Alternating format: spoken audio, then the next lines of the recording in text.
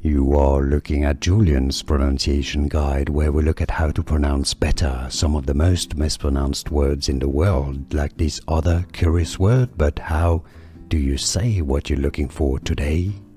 Let's learn how to pronounce these names once and for all correctly. If you want to learn more names from Greek mythology in particular, that are confusing, stay tuned. I've got more videos for you you'd want to learn from and listen to. In ancient Greek, it's pronounced as Celaeno, but in English, it's normally pronounced as Celaeno, no.